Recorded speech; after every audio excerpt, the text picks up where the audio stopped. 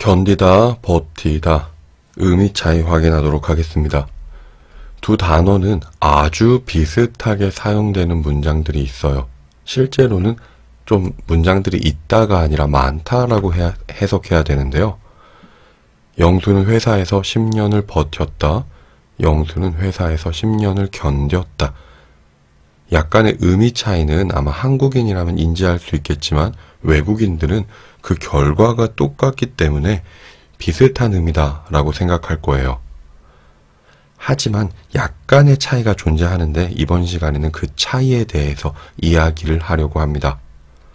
먼저 견디다의 사전 의미를 보면 사람이나 생물이 일정 기간 동안 어려운 환경에서 굴복하거나 죽지 않고 계속해서 버티면서 살아나가는 상태가 되다. 이때 1번을 설명하기 위해서 버티다를 사용했죠. 이때 1번은 견디다와 버티다가 굉장히 비슷하다라는 거예요. 다음, 물건이 열이나 압력 따위와 같은 외부의 작용을 받으면서도 일정 기간 동안 원래의 상태나 형태를 유지하다.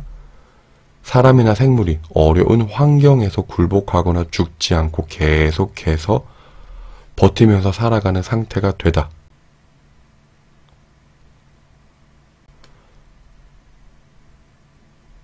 물건이 열이나 압력 따위와 같은 외부의 작용을 받으면서도 원래의 상태나 형태를 유지하다. 이때 1번과 3번, 사전에서는 1번, 2번, 3번, 4번을 다르게 설명하고 있는데요. 1번과 3번처럼 버티다가 사용된 표현들을 정리해보면 사람이나 생물, 이때는 견디다와 버티다를 사용하는 걸 알 수 있고요.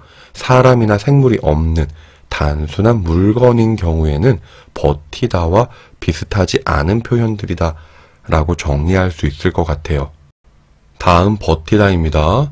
어려운 일이나 외부의 압력을 참고 견디다. 버티다 또한 견디다를 활용해서 문장을 설명할 만큼 비슷한 내용들이 있다는 거예요.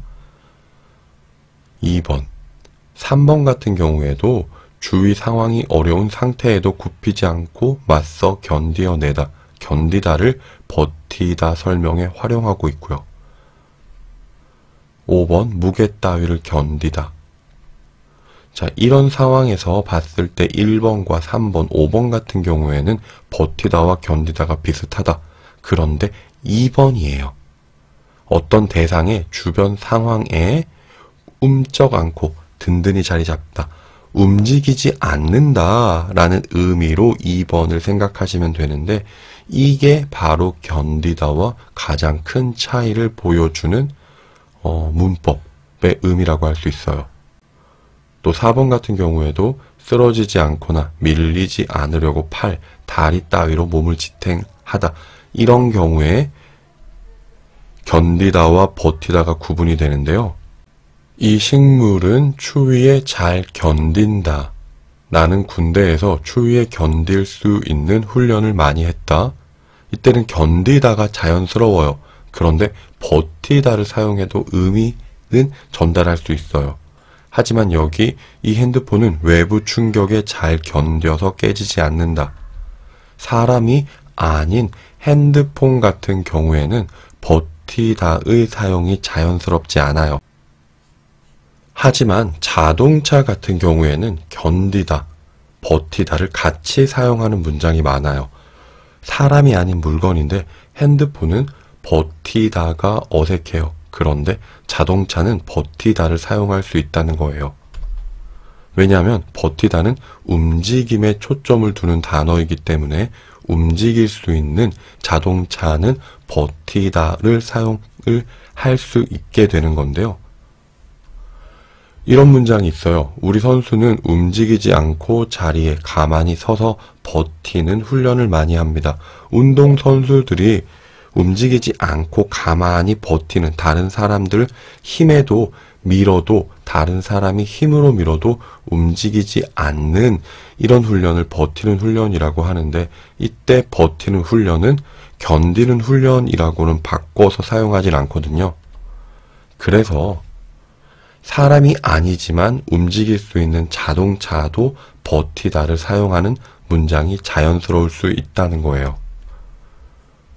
9위인 우리 농구팀은 순위 경쟁에서 버텨야 한다.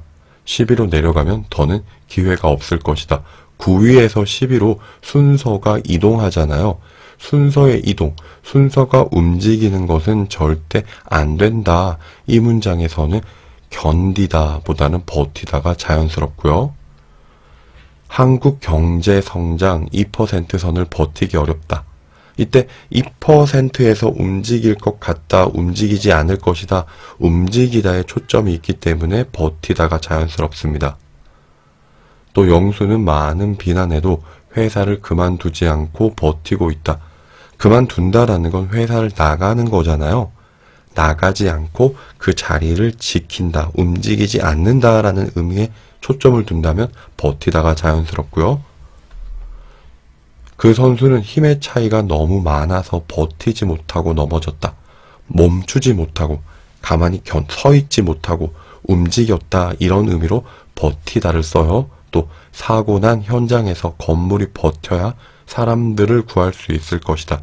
건물이 움직이지 않아야 이런 식으로 사용할 수 있는 것들을 버티다라고 해요. 물론 사람이 아닌 건물이기 때문에 견디다, 마지막 문장에서는 사용이 가능해요. 그런데 움직이다, 움직이지 않다라는 그 움직임에 초점을 둔다면 건물이 버텨야를 사용할 수 있다는 겁니다. 또 견디다는 정신적인 고통에 초점을 둬요. 뭐냐면 영수는 많은 팬들의 비난을 견디기가 힘들다. 이때 참다와 비슷한 표현이지 절대 이때 견디다는 버티다와는 관계가 없어요. 친구의 죽음 이후 영수는 매일 정신적인 고통을 견디고 있다. 고등학교 때 영수는 왕따였다. 매일 친구들의 괴롭힘을 견뎌야 했다. 외로움은 너무 힘들다. 홀로 외로움을 견디는 것은 쉽지 않다처럼 정신적인 고통, 외부의 정신적인 그 부정적인 영향과 관련된 건 견디다가 초점을 두고 사용되는 게 자연스럽다라는 거고요. 지금까지 살펴본 견디다가 사용된 문장은 참다와 유사하지 여기서는 버티다와 바꿔서 사용해도 자연스럽지 않다라는 거 기억하시면 9위인 우리 농구팀은 순위 경쟁에서 버텨야 한다. 10위로 내려가면 더는 기회가 없을 것이다. 이때 버티다 대신 참아야 한다. 참다와 견디다는 관계가 없다라는 거예요. 또 한국 경제 성장 2% 선을 참기 어렵다. 견디다는 참다와 비슷하지만 버티다는 참다의 의미가 없기 때문에 견디다와 참다의 유사한 의미를 먼저 기억하시고요. 견디다와 버티다는 참다의 의미가 존재하지 않는다는 차이로 두 표현의 의미 차이를 구분하시면 조금 더 쉽게 이해하실 수 있을 겁니다. 물론 비슷하게 사용하는 표현들이 있어요. 많습니다. 반복해서 말하지만 비슷한 표현은 그냥 비슷하게 사용하시면 되고요. 더욱 자세한 의미 차이는 전공자가 할 일이지 한국어 교육의 대상이 되는 외국인들이 하실 필요는 없습니다. 오늘 배운 공부한 내용을 우선적으로 정리하면서요. 의미 차이가 존재한다는 사실에만 초점을 두세요. 더 구체적인 의미 차이는 여러분들이 생각하실 필요도 없고 굳이 구분해서 사용할 필요도 없는 것 같아요. 여기까지 하겠습니다. 수고하셨습니다.